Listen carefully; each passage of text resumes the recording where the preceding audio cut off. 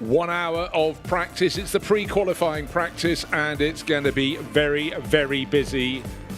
Here we are, the Fanatec GT World Challenge powered by AWS Endurance. It's the fourth of the 5 Enduro rounds. We've got another sprint meeting at Barcelona in the middle of October, then Jeddah in Saudi Arabia at the end of November. But really, it's all focused right now, John Watson, on what lies ahead of us. It was super close. What do we have? The top 36 cars covered by second? 46. 46, my mistake in that in the 2-hour session this morning. But the temperature is rising all along. Yes, I mean, we started 5 hours ago with that session starting at 9 o'clock. Track temperature has gone up a little bit, but what's really noticeable is the ambient temperature has gone up by almost 20 degrees, and that is significant because this is roughly what we would imagine it will be like on Sunday afternoon when this race gets underway at 3:30 p.m. So a very, very important session for the teams, principally to work around the tyre and how they're going to make the tyre work in these much more elevated conditions. Now, tomorrow morning, we go back, reset. Qualifying will start at 9 o'clock. Temperatures will be low. Ambient temperature will be low. So this is probably the key session of the weekend for all 52 crews. Now, we were talking this morning about how the circuit has been resurfaced. For a lot of the crews, they had a bit of track time yesterday. It was about getting a feel for this advanced level of grip. Did you get to talk to anyone over the lunch table to find out a bit more?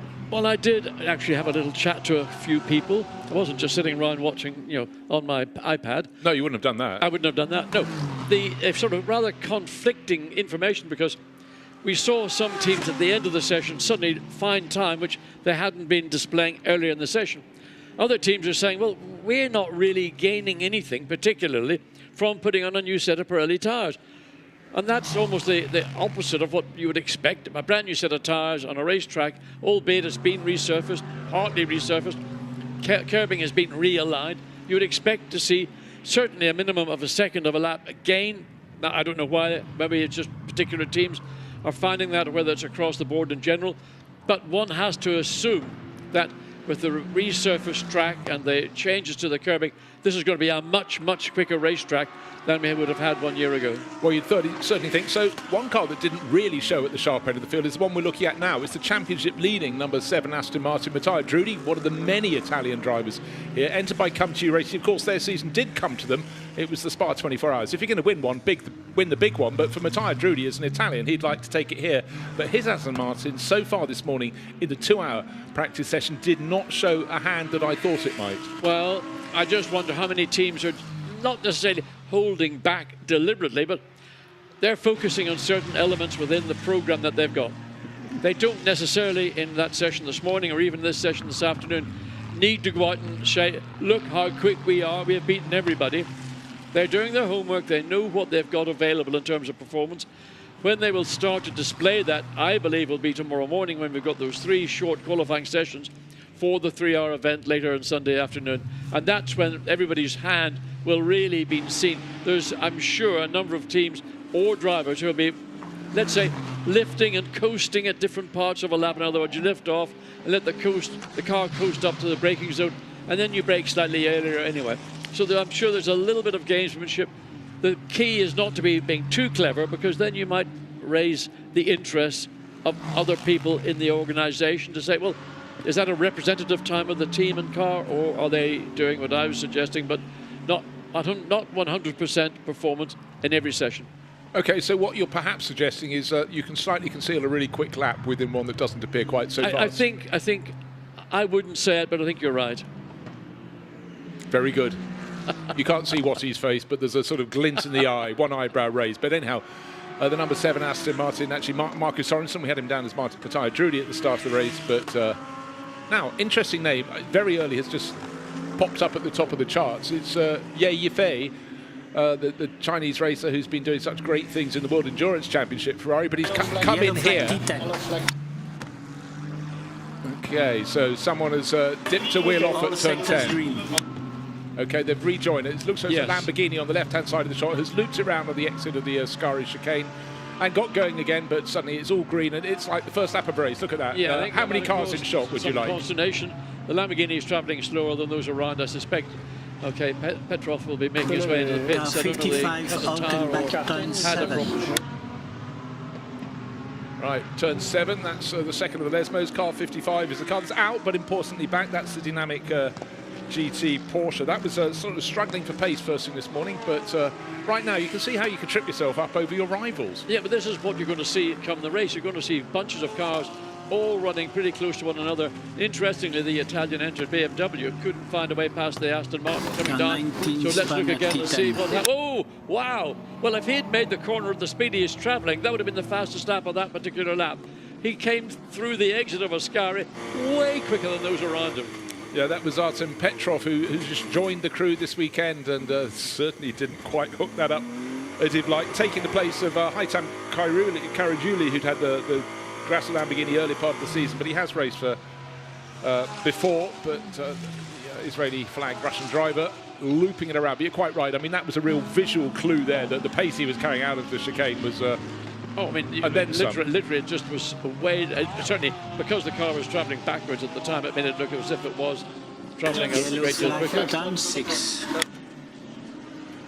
So lovely super slow-mos there, again over the chicanes. It's a wonderful feature. You can really, it's when you can see the tyres doing their work that I really love the super slow-mos. Well, of course, an Aston Martin stopped down at Lesmo. That's car 36 by the looks of things. One of the Valkenhurst Aston Martins, Yeah, not in the very, that's actually the exit of Lesmo 1.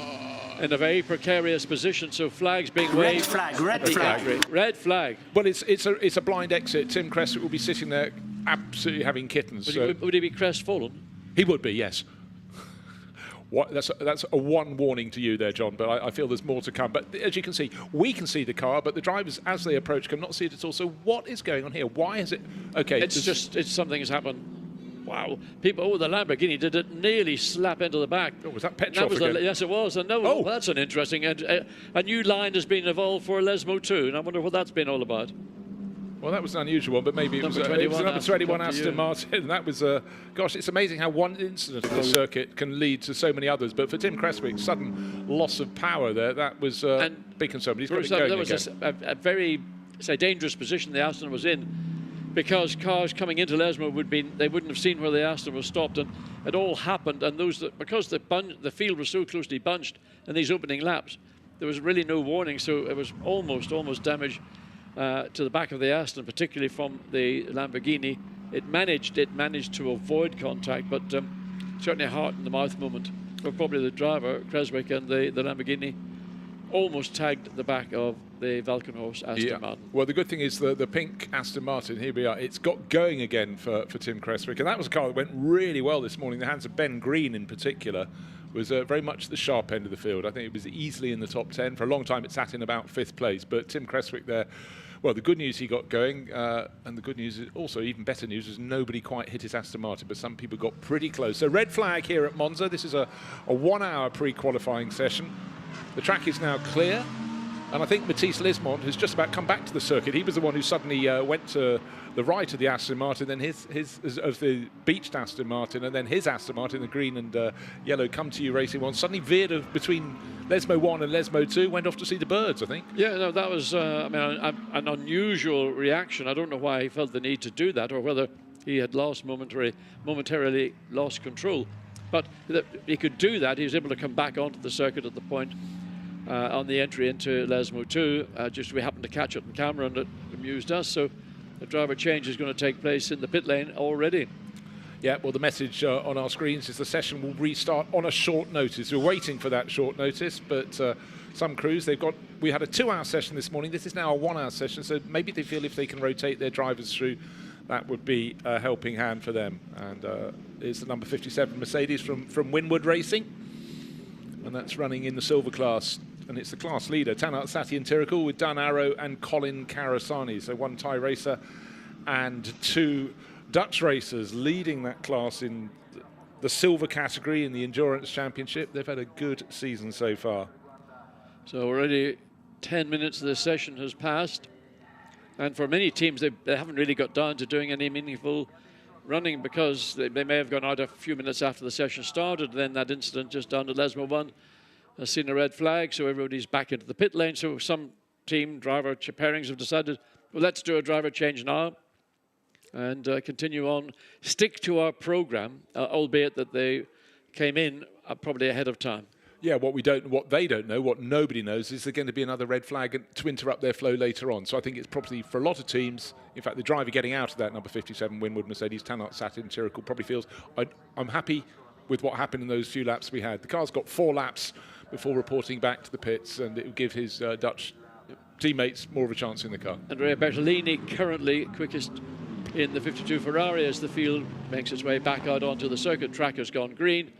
And then the BMW, that was very quick indeed this morning with Tom Sawyer behind the wheel of it, is currently second quickest. And then it's the Ferrari in the 71 Ferrari that is in third place. Sven Muller in the Porsche fourth.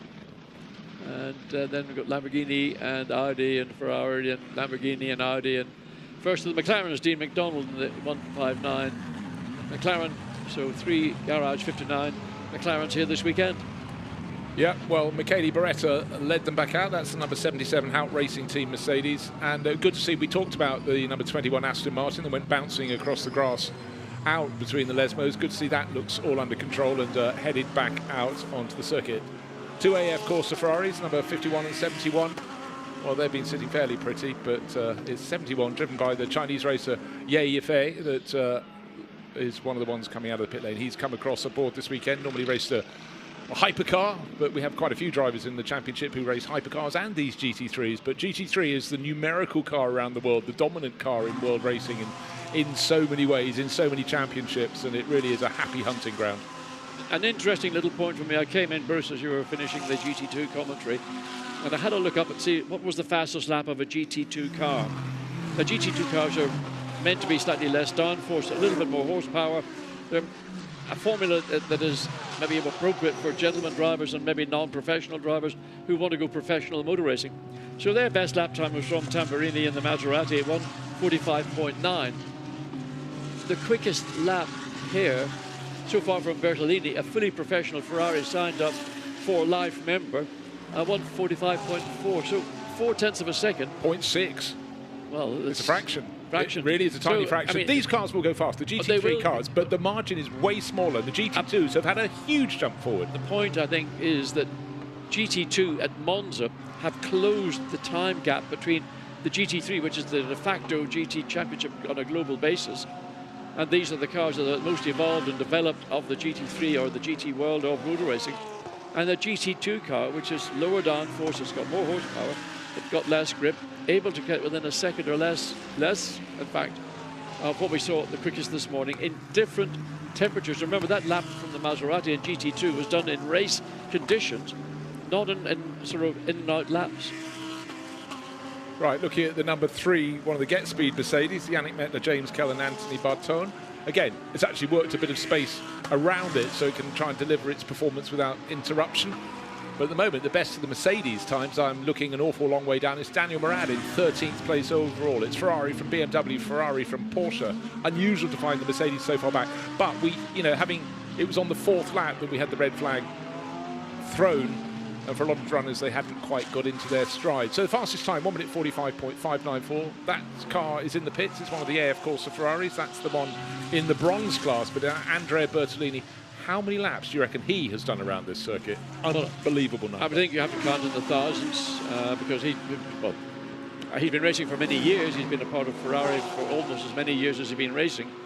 And I don't know how many laps Ferrari will do here with their GT programs, but they will certainly be running as often as they feel is necessary to do the development of the car for the season that they're about to enter into. Once the season gets underway, then the development probably is maybe more limited. It's all about what you do in preparation for the start of the season. But certainly Andrea Bertolini, as you pointed out, lots of laps. Just looking still at that number 3 Mercedes from Team Get Speed, very well placed in the silver category, 3rd overall, but at the moment here on Saturday afternoon, way down the order in 47th position out of the 50 cars that run. Only car that hasn't sort of set a proper flying lap. It's a different Garage 59 McLaren. This time it's the 188 crew, but that was very quick this morning. Yes, it was. And Adam Smalley is pretty impressive in the car. The Tom Gamble car, they had a number of issues which they had to address, and that was the reason why it took a long time to get it out onto track. So I went through a lot of them with the team between the 2 sessions. They're happy now they've got that car running. Where is it up? In 12th. So it's the best of the McLarens. Okay. And as I say, that 188, the other sister car, one of the 2 sister cars, pops up into 4th position. So Adam Smalley was just biding his time quite clearly. Yeah, I think the team, I think they like Adam Smalley. I think they see there's a star, and he's going to shine more brightly. I'm trying to get my tongue around what I want to say. In the future, he's a young driver who's got a big future in GT3 world. Well, it's the most competitive of sort of environments to be, and every little tenth of a second you can gain can just make your name shine that little more brightly. Right, Sky Tempesta racing Ferrari at the moment, looking for a quick lap, looking for clearance in traffic. We've got Ferrari's 1st and 3rd, Louis Michels, which was a time set by Andrea Bertolini, and Ye Yifei, that's 1st, and in 3rd place, the other side of the car between them is the 991 BMW that was super fast this morning, fastest of all this morning. Now in the hands of Toby Sowery rather than Jake Dennis, but clearly that has worked very nicely indeed across the sessions. So watching the Sky Tempesta. Yeah, 10th for Eddie Cheever, so that's having a very impressive run. It's in a very, very competitive class as well, because the bronze class, he's showing with Chris Froggatt and Jonathan Wee, they're 2nd in the championship, but they're really very close to the car that's fastest overall, which is the Bertolini Michels another car that's Mac Hess has taken over the 998 BMW from Tony Sowery, so maybe that time was set by Max Hesse. It's difficult to tell. We're just getting that update on who's behind the wheel of the Rover Racing. Yeah, well, Sowery has fallen back. Suddenly we've had a flurry of BMWs coming right towards the front. Max Hesse in the car, he shares the 998 entry, which he shares with Dan Harper, and Augusto Farfus has now moved into 2nd place, 17/1000ths of a second down on the best time set thus far by Andrea Bertolini. We're around, a good lap is around 1 minute. We want the low 1 minute 45. We very nearly got into the 144s this morning, and the 991 car being absolutely hurled around that BMW by Toby Sowery. He was manhandling that, John. The car was 2nd quickest down right now to 5th, as we see on screen. So it makes its way through to Curva Grande. Just the downforce this car generates, all these cars generate, they just don't move. They're just planted. As the speed increases, they just get more and more planted, and so exits out of the 2nd chicane. Well, he's picking up the pace down in 5th place, but a short moment ago we were looking at the Sky Tempesta Racing Ferrari, and Eddie Cheever's only gone and stuck that 3rd fastest, so that will be a very good marker for them. But it seems to be Ferrari from BMW, Ferrari, BMW, that's the top 5. Best of Lamborghinis. Jordan Pepper, the car that won last time out at the Nürburgring, the last endurance round a couple of months ago. So that's back in the mix again. It was looking good this morning. That's the number 163 entry. Best of the McLarens is Fran Rueda, brought on board this weekend. He is in 10th, just ahead of Adam Smalley. Best of the Aston Martins, Marco Sorensen, the championship leading car, down in 12th. Yeah, so it's early days still in this session. So some teams are finding their feet. One of the McLarens, the Garage 59s, running, just staying off track. That's the car running. That's Adam Smalley, just pulled off the racing line. So I expect to see him into the pit lane. Yes, he's hugging the inside of Parabolica, so he's returning to the pit lane. So that'll either be a driver change or some form of adjustment to the McLaren. So Sowery continues on his way, remains 7th quickest, but in the 2nd and 3rd sectors wasn't able to match his previous best. Going looking at the super slow mode, this is young British racer Toby Sowery. Yeah, I mean, really getting possibly the tail around a little more than he wanted, but it's such a tight chicane. The first chicane, you've got to really be, turning into the 2nd corner almost before you turn into the 1st. It's this sort of part of the racetrack, sector 1, the chicane. It's a bit about being slow in, quick out. The temptation is to go in and stand on the nose and turn the car on its nose and sort of manhandle it around, which isn't always going to be the quickest way. It's always neat and tidy on the entry, then get the car lined up for the exit and get on the throttle as early as you can. 21 slow on track with a puncture from turn 7. Okay, car number 21, that's been in the wars. It's the Come To You Racing Aston Martin that had a little off, avoiding Tim Creswick. The car we're looking at now is the fastest car on the circuit, but not with a driver on board at the moment. It's Louis Michels. He's in the bronze class, but it was Andrea Bertolini who set that time. But it's still sitting there, 17,000ths of a second cleared and the best of the rest, which is Max Hesse. There is the number 21 Aston Martin limping back with a puncture. I wonder if that was they changed any tyres for Matisse Lismond after he off track. I think that car's crabbing a little bit. I think it might be a damage to the left rear suspension. It may also be a puncture, but the way the car looked coming up to me up into the 3rd chicane, it looked like there's a slight it may be an issue. Maybe by going sort of Wild West over the, could have damaged that left rear corner, not just the rear wheel and tyre. Yeah, quite possibly. Right, we're looking at the car that is leading the silver class in the Endurance Championship. Dan Arrow at the wheel, Dan Peel in other life. Arrow's a sort of nickname. Colin Karasani and Tanat Sathyanthirikul. 25th, so that's very much the middle order for that in the silver class, but they've been scoring good points. They've got a 20-point championship margin, so then back to the bonnet, looks to me as if it's also, looks like it's popped. So it looks as if on the left side of the bonnet, right on the picture, that as if that's also become detached. So certainly on that trip across the outside of the bit between Lesmo 1 and 2 may have done damage more than we thought initially. Yeah, because the cars all came in, of course, during the red flag period, went out, but clearly they didn't spot anything then. It could have been completely separate incident for them.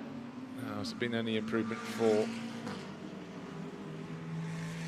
the Winward Racing Mercedes car number 57? There it is. Right, action in the pit lane, or the 998 BMW, second fastest. Max Hesse getting out. Is it Augusto Farfus who's been put in, or is Dan Harper going to have a little shot in that? But that has been quick. Most of the time it's been out on the circuit through the course this weekend so far. But it's a busy, crowded pit lane. So many cars to fit in.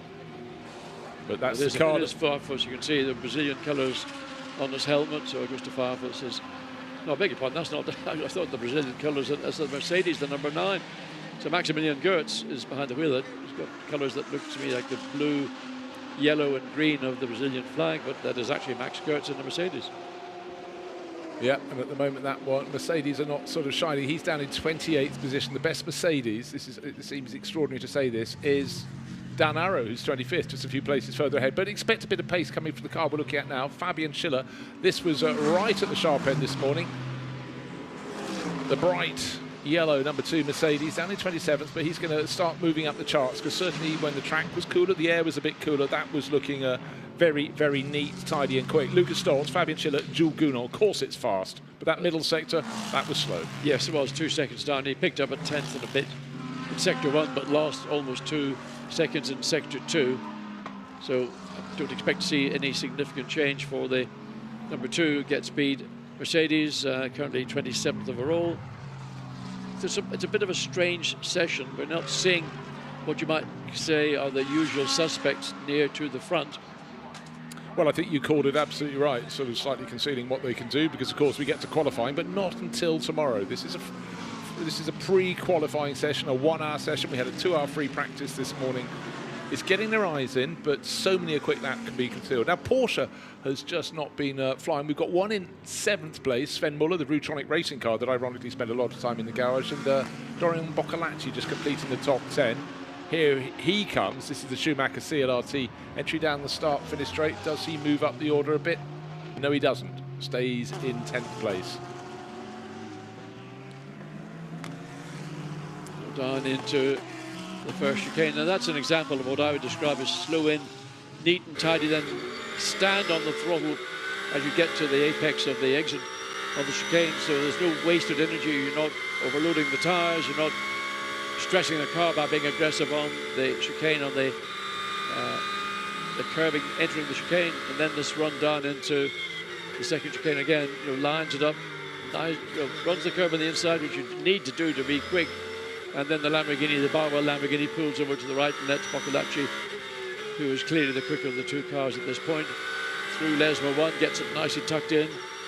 Out to Lesmo 2, the slow of the 2 corners. Disappointingly, this used to be a mega corner, but did pay badly if you went and got it all wrong. But anyway, that's another story.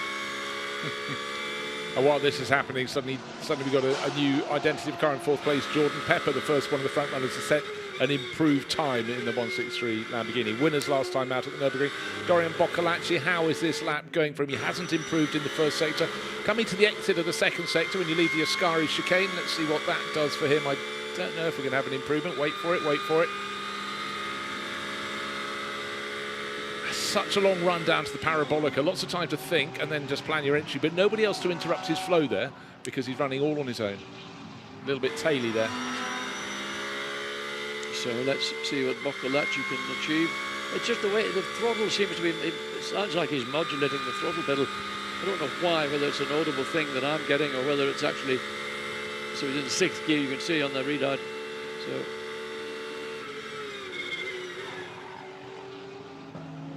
Well, the photographers all like to stand in exactly the same place, clearly, but when you get the chicanes, they do, and this circuit still has a fabulous, fabulous backdrop. Just waiting to see, Charles Wirtz has moved up to 5th place in the number 32 team WRT BMW, so more manufacturers going to the front end.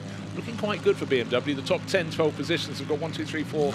Well, I think to many people it's not a big surprise that BMW got a good performance bracket or window here. There's the 98. So waiting to see who's going to get behind the wheel of that particular entry. Is Marco Wittmann. Looks as if he's going to be the candidate. I think he's the one who brought it in. I'm fairly sure he was in it before. Can't see if it's Marco at the wheel at the second through the reflection of the window. He made a small adjustment on the steering wheel. So on the BMW, you've got a movable steering wheel, either both in and out or up and down. But more critically and more, I think, sophisticatedly, they've got a foot box which moves backwards and forwards as well. So the seat is in a fixed position. Yeah, so it does suggest a driver change is going on. Marco Wittmann, a driver of the taller persuasion, so it could be Maxime Ouston who's about to take it over. Perhaps that's the number 8 Rover Racing BMW, or Robin Freitz, who's also not going to bang his head on too many beams. Right, what's happening? It's still the number 52 Ferrari, which is fastest. We've just had a quick flash of one of the Lamborghinis from Barwell Motorsport. They've been going well this morning. Herbert Motorsport, we saw them having an off-track moment this morning, kept it going. That was at the second chicane. Quite a few cars we saw straight lining that, John, but didn't we? At that moment when you go off the circuit and you realise, trying to go into the corner, I will spin. If I bounce through the gravel at the second chicane, rough ride it may be, but I can keep pressing on. Look at the gravel just off the racing line as they come through the Ascari chicane. I mean, you can barely see the racetrack for the amount of gravel that is there between the entry, the midsection and the final exit. Interesting, look at that speed figure there. So it's 160 miles an hour or 260 kph as the cars approach the parabolic. And then you just got to, if your car's out wide, it's still such a brave corner, John. You've got to have the faith that your aerodynamic aids and your tyres are going to get you the full way around that long, long right-hand. Yeah, I mean, it's parabolic is one of those corners, again, the apex speed is relatively low relative to the exit speed. So what you want to do is get the car into the apex and then let it release all the way through and take off any what you might call side slip or trying to drag the car around to ensure that by the time you actually exit Parabolica, which is about 300 meters further from the apex, you have again got the car running at potentially its maximum exit speed. So a few drivers getting themselves a tow. This is the number 27 McLaren, which is not one from Garage 59. Number 27 is Optima Motorsport. Fran Rueda, Mark Radcliffe, Rob Bell. That went well this morning. Yes, sitting in 17th place. Is he going to gain a place or two? And has it overtaken the 46 BMW? Well, that'll be interesting to see if the BMW's got the horsepower to pull out and retake red that flag, a red flag. Cars are authorized to rejoin the pit lane at racing speed. The red flag is to clean the exit of turn 7. The red flag is to clean the gravel at the exit of turn 7. Okay, that's turn 7 is the second of the Lesmos, and again we saw this morning, you get gravel there, it's nobody's friend. I think that's a very mature if they're going opinion. to clear the exit of turn 7, they might as well do the same thing up at turns 8 and 9 because it's pretty bad there. That's the gravel. Look at it. Look at it. Oh my word! So, I mean, so we saw the cloud. I sort of said it, sarcastically said fog had befallen Monza, but there was just people running wide and kicking. But that is now that the line. Look how narrow the line at that point is. It's tiny, and that Thomas Neubauer was the number 71 AF Corsa Ferrari that went off, just seeing notification of that. And with that much gravel, if you didn't do something like this, we would have the next handful of cars going off into the gravel. So this is where the marshals and the stewards have to work really closely together. If this happens tomorrow in the race, what will they do? Will they put a full course yellow and then a safety car out to clean it up? I would not be surprised if that was the case.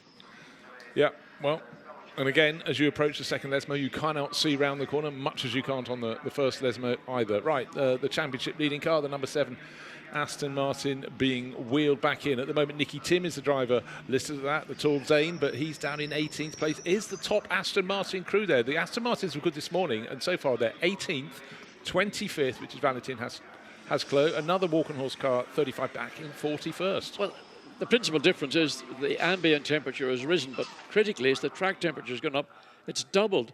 So the crews are working all around the racetrack. The brooms are out to brush back the. There we can see, look at that, even the air blowers are. That's looking at the exit of the second chicane. And, you know, race drivers, the track limit is not the gravel. The gravel is there to arrest a car should it have a spin or have an issue. But look at the amount, and that's... That's like you burst a few bags on the way back from the garden centre.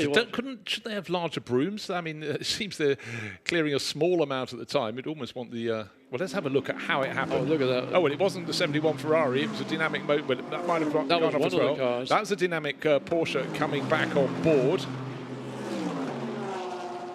But I don't think that was responsible for all that gravel. But anyhow, it is being cleaned up. But sensible decision.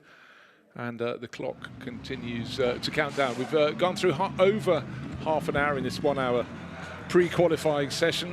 What have the teams learned? Well, I'll tell you what, in this session, it's very much been Ferrari and BMW up the front end. We've got the Lamborghini in 4th place. That's the one the previous round at the Nürburgring. Marco Mappelli at the wheel, and this is what we need, not so much the brooms. This is a Descari, and this is what I picked up. Just look how narrow the line is. That's the black stuff. Then you can see all the gravel that's been kicked up, and that's been kicked up from people getting it wrong on the entry into the first part of the chicane, and then dragging their car back onto the track and dragging with them, you know, goodness knows how many kilograms.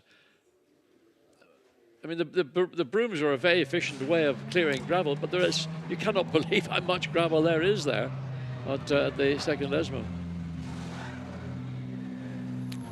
Number 52 Ferrari from AF Corsa. This is the car that is still sitting at the top of the time charts from the efforts of Andrea Bertolini first thing in this 1 hour session. It's a pre-qualifying session. Qualifying is tomorrow morning, John. And, we talked about track temperature. It went just up to 41 degrees. It's just come down a little bit to 39. But qualifying tomorrow is at 9 o'clock in the morning. We know the track temperature then, if it's going to be the same as today, was around 20 degrees, just below 20 at 9 o'clock, and then quickly... I'll tell you precisely what it was when they started at 9 o'clock. It was, ambient was 16, and track was precisely 20. There we go. So let's look back just at what happened in that session earlier on this morning. It was the 991 BMW, Jake Dennis, set a lap time of 1:45.087. So what are you talking about? Just half a second slower here this afternoon, but from a car that is not what one would describe as a front-running car, a car that is unlikely to win outright, win its class undoubtedly, but win outright. And then you have the second BMW WRTs with a 1:45.1. Well, it's busy in the pit lane, so let's go down to Gemma Scott and find out who she's got. And let's go and hear from Aston Martin racer Matthias Drudy with Gemma.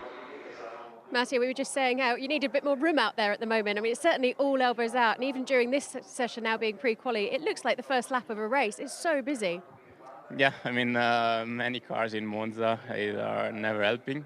Now the new curves, you have a bit less space, really, when the curbs end, so you go straight in the gravel. And as we can see, it's really easy to bring dirt and gravel on track. So tomorrow in both qualifying and race will be quite a key point. Absolutely, you're going to behave yourselves and stick to track limits, but of course you're playing for absolutely everything this weekend. The championship battle is still open and you're still ahead. Yeah, I mean, it's not a bad position where to start the weekend. We have 15 points, that it's not a lot, but it's also quite a decent gap. So we need to maximize our potential, not make any mistake at all, and try for sure to be at the top. But even if we don't have the speed to be there, just to lose not so much and try to maximize whatever we have.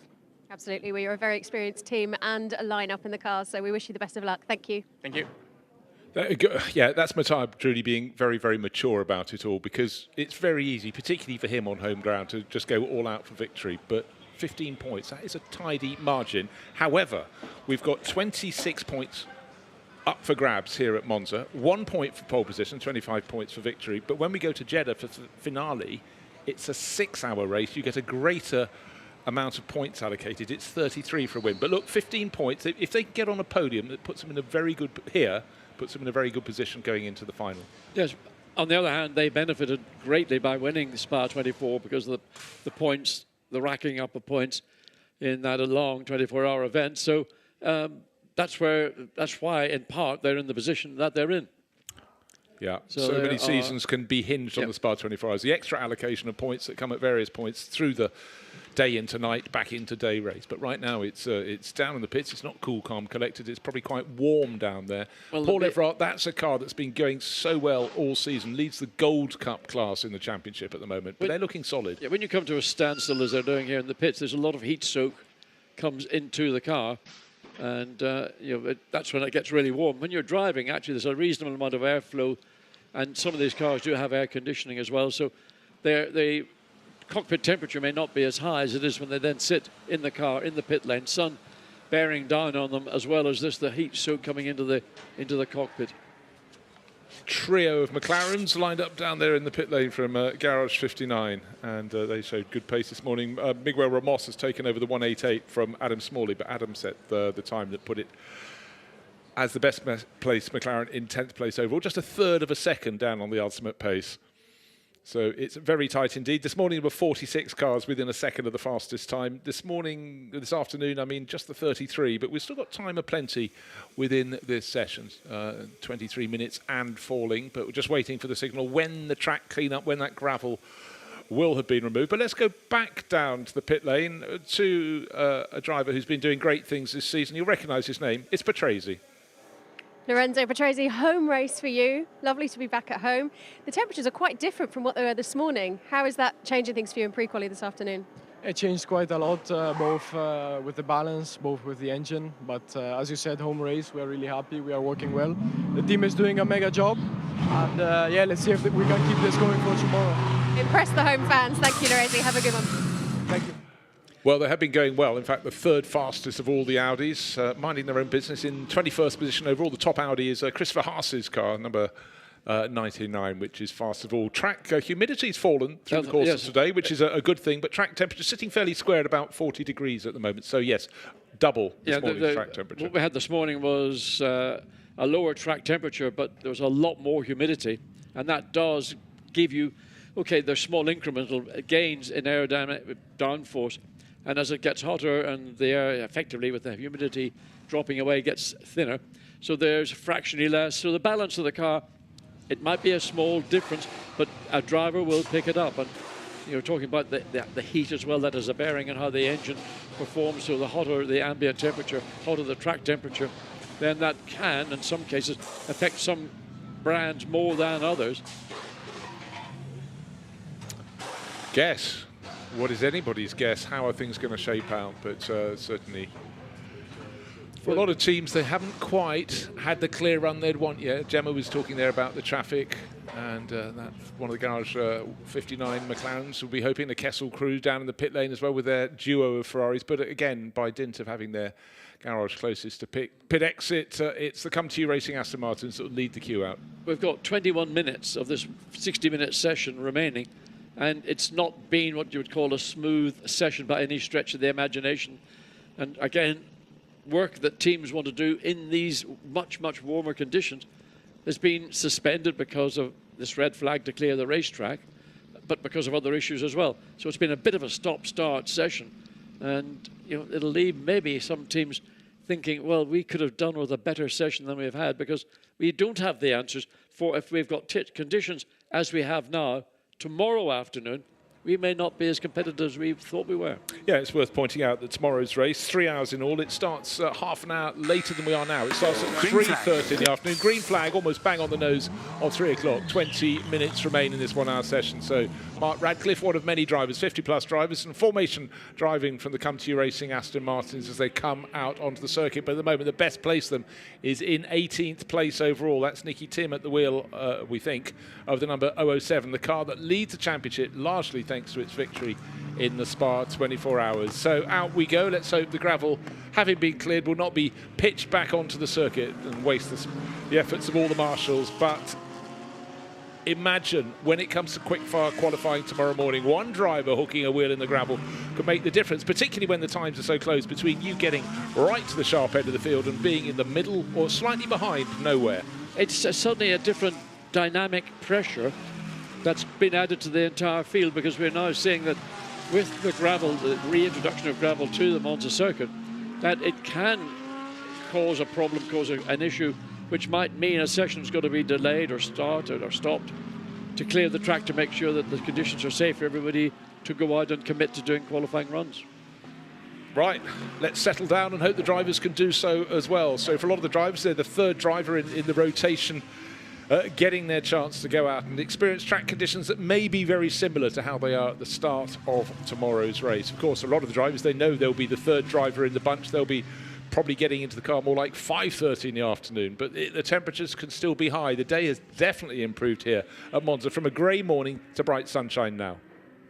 Bruce, if you were a bookie, what are the odds against somebody doing a similar thing, just going wide at Lesmo 2 or maybe up at the chicane at Scari chicane, just filling the track full of gravel? It's, you know, the discipline is with the driver. They're the ones that can control this, and it's seemingly something they're finding difficulty in achieving. I'll tell you what, John, give me 3 laps and I'll give you an answer. Let's go that far. But yes, you simply cannot know. And it's not only the least experienced drivers who've been hooking wheels off. The very nature of drivers, they're trying to learn this circuit with its new surface, the level of grip they're not accustomed to before, is to push out to the curbs at the edge. And just beyond the curves, what lies there? Gravel. We're seeing quite a lot of those. Particularly, drivers have been hooking off a little bit out of the second chicane, but it's really the second Lesmo where they've been having the moments. That's where all the gravel was distributed onto the circuit. That's why it needed to be cleared up.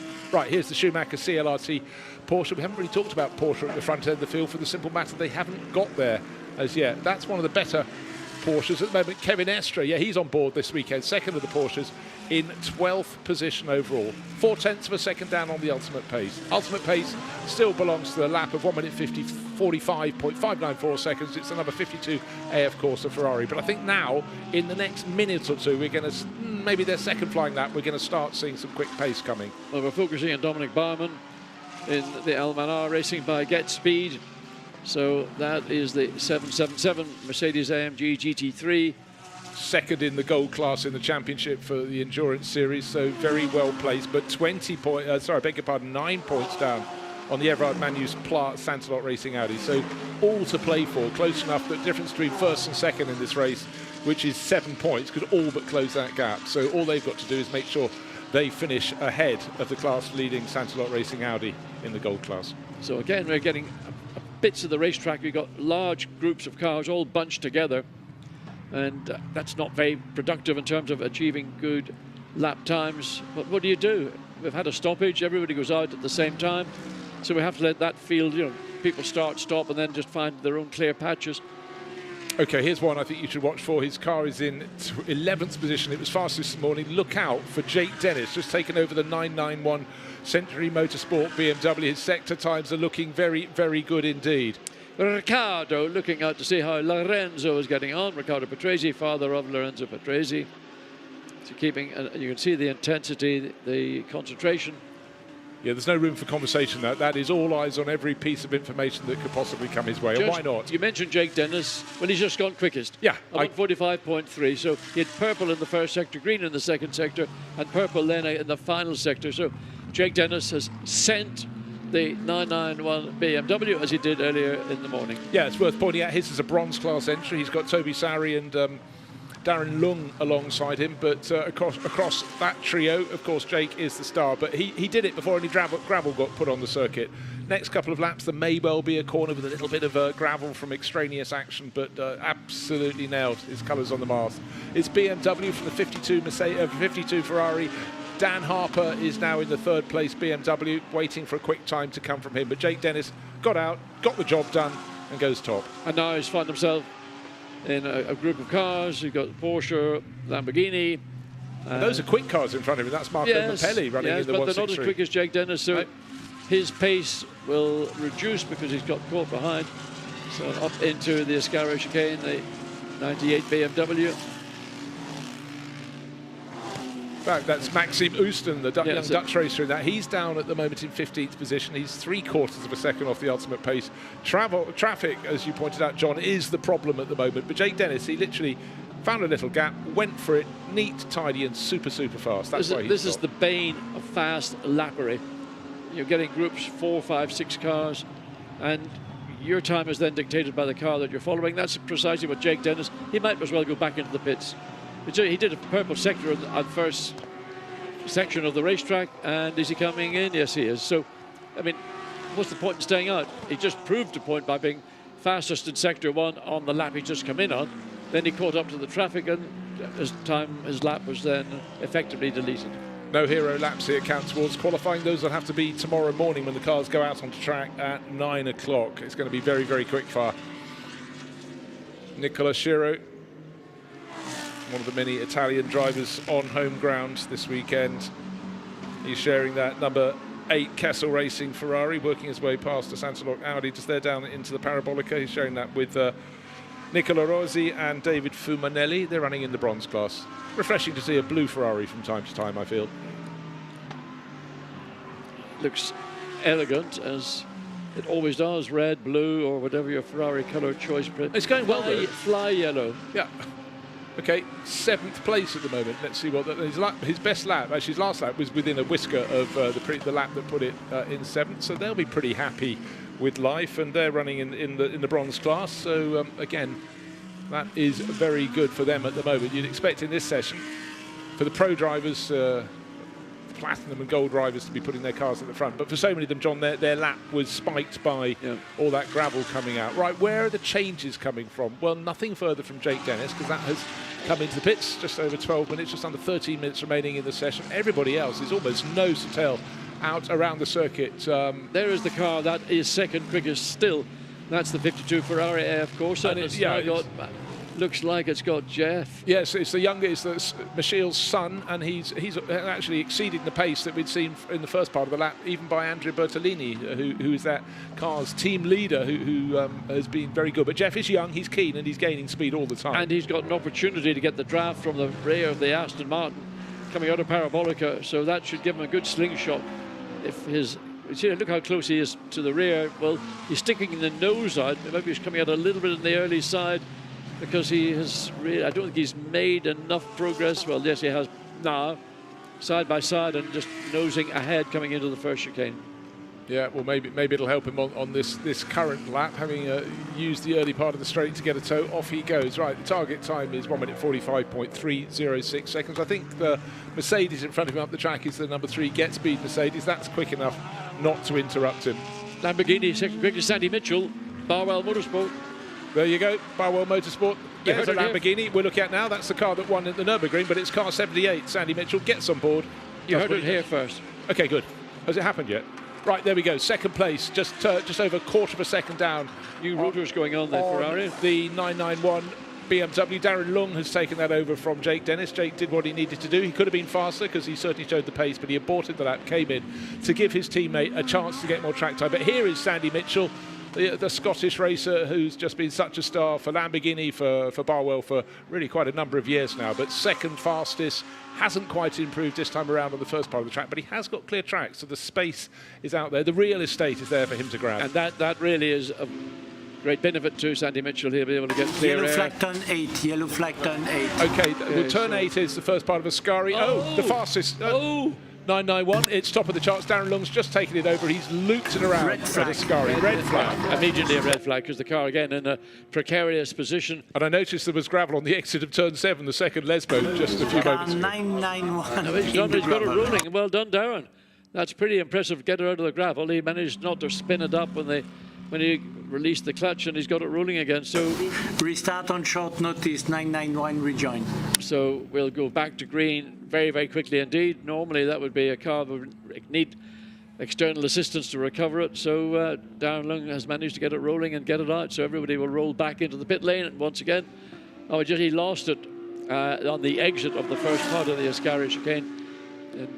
And he just rolls backwards gently. Now here, well, I was going to say, watch how he gets it out. He didn't floor the throttle and just bury the axles. He just trickled it out nice and gently. I think what was important there, John, the car was sitting absolutely level on the gravel. You never know how deep. Wasn't buried. You never know how deep the gravel is at various points, but it wasn't like one end of the car was down. That's always the problem. But so that be a moment. We've seen other drivers whip it around on the entrance to the Ascari chicane. Again, the temptation there, as you come up the rise, you need to turn left. Is just to break a little bit deeper in the corner, but just clearly a little bit too deep in the corner there for Darren Lund. But his car, albeit in the hands of Jake Dennis, has still got the fastest time to its name. We've got under 10 minutes remaining. As we heard, the restart is going to be in short order. Yeah, so I mean, I think once the entire field has made it back into the pit lane, then we will get probably 9 minutes and a bit. Well, another team having a look at the discs, or otherwise known as rotors. So either they're, I suspect they're bedding in a pair of discs. Not that they should need to change them in the 3-hour event, but they will have a fresh set that has just been bedded in with the pads that will go with the disc, so that when they do their preparation tonight, they've got the spares they need should they decide to put a set of discs and pads, new set of disc and pads in for tomorrow. Right, Ferrari going well, and the Ferrari that's going best on home ground is one for the AF Corsa cars, but it's not one of the AF Corsa Francorchamps motor cars, the one they put their real works drivers in, but that's the bronze class. Jeff Michiels was showing good form, but Andrea Bertolini was the driver who set the time, as you would imagine. But in this enormous field of cars, Green flag. 52 cars, as some are still reporting into the pits after that brief red flag, it's green flag at the other end of the pit lane. And the cars blast back out onto the circuit in the sunshine here at Monza. This is very near to the end of a pre-qualifying session. Qualifying will be at 9 o'clock tomorrow morning. 52 cars trying to get their best laps in, all on the same track at the same time. It's going to be absolute dynamite. There'll be winners, there'll be losers. And right now, it's just a case of the drivers getting a little bit more experience, the third driver in the sort of driver rotation of what the track is like now, which is probably how it will be at race start at 3:30 tomorrow. It's very nearly 3:30 today. So every time you're on the track, you can learn a little bit more, a little bit you can gain. So at the moment, it's the 991 BMW, ironically the one that brought out that brief red flag that is fastest. Sandy Mitchell for Barwell Motorsport, a second bronze class in the top two cars, is sitting there, 0.269 of a second down, and then Andrea Bertolini is in third position.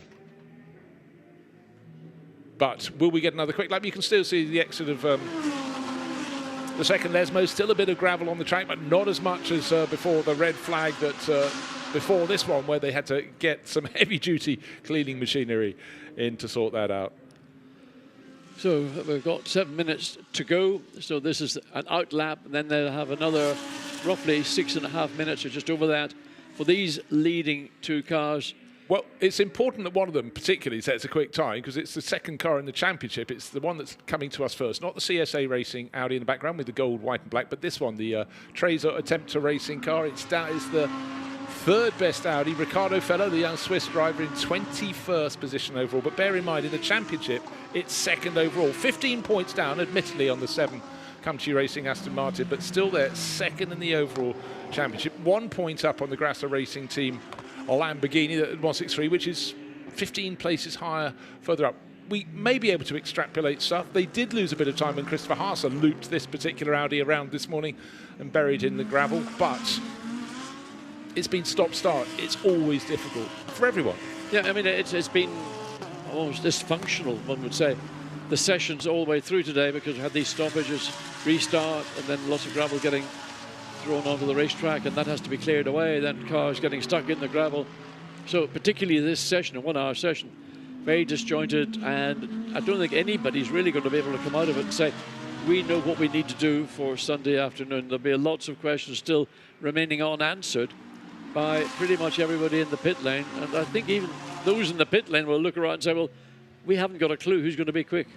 No, I think there's a real sort of miasma around it, but going out with just 8 minutes remaining, by the time you've filed your way out of the pit lane and gone around on your opening lap to get some heat in the tyres, maybe the second lap, you've really effectively only got one shot at it, go for a quick time. But that's really not what it's about at the moment. It's about finding the balance and the other elements on a warm track, as we will have at tomorrow's race start. Look how much Ricardo Feller has done on this first flying lap since we restarted.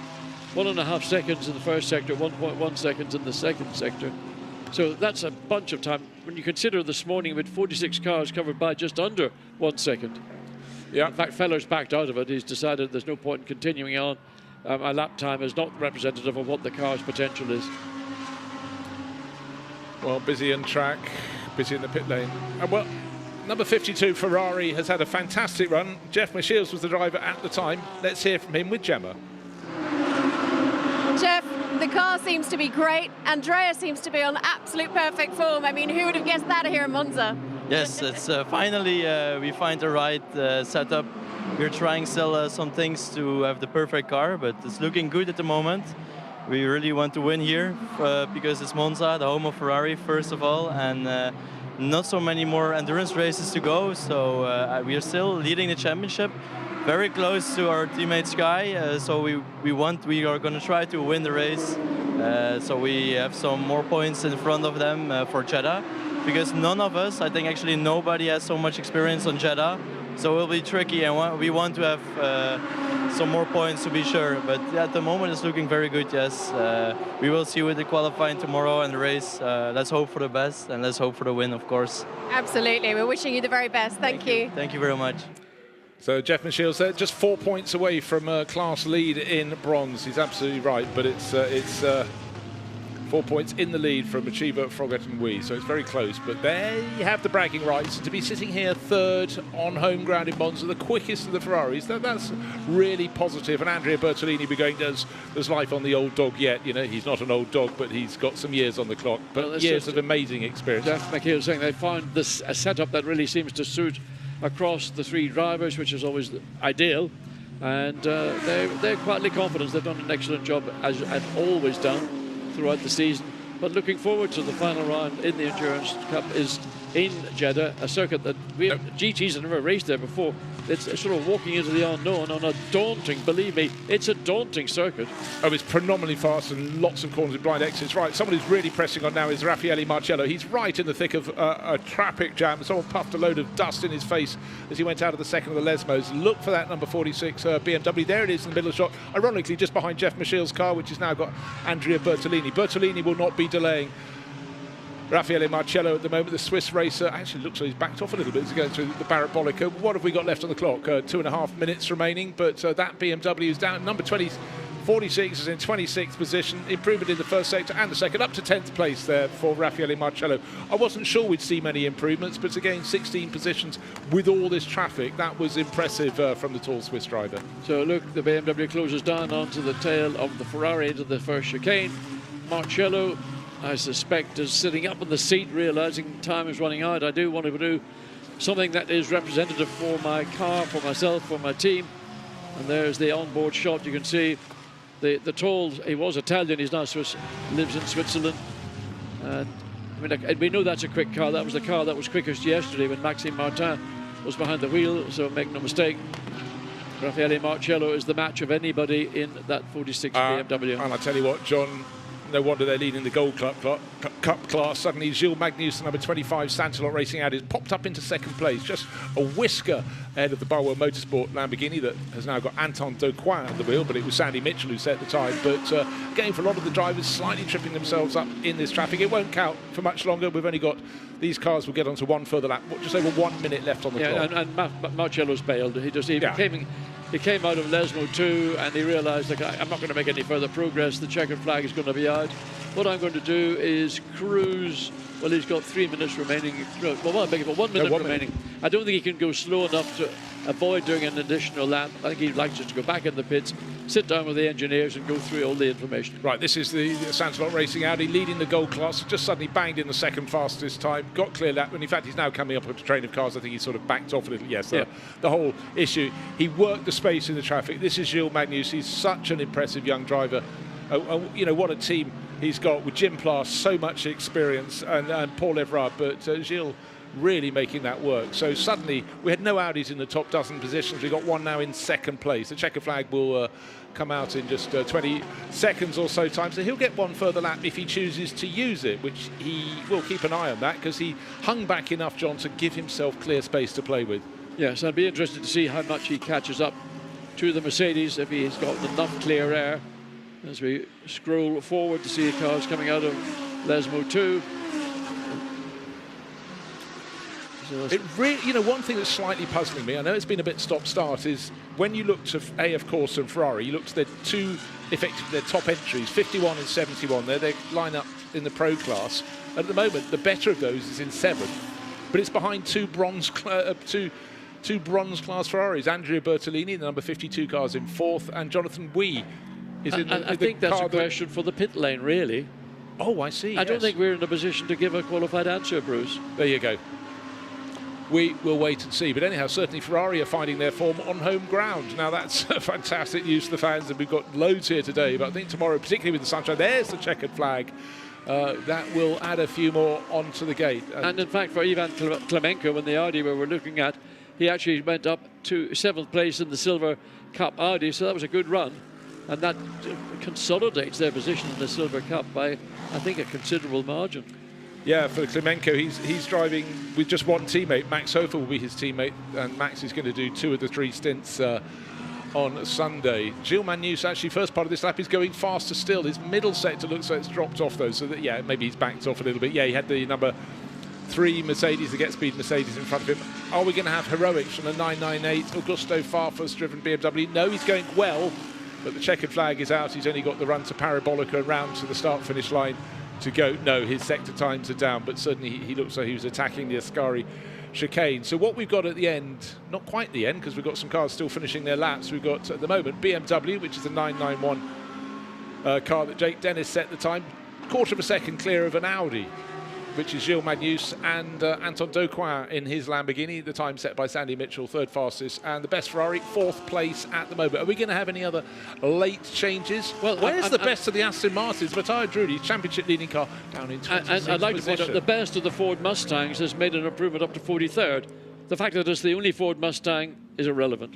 Yeah, but the point is, this morning's session, I think it was about 1.7 seconds down on the ultimate pace, and they found half a second relative to the fastest cars. So they seemed a little bit at sea at Proton competition with their Mustang, but they've got it going. Any other late improvements? I'm not entirely sure.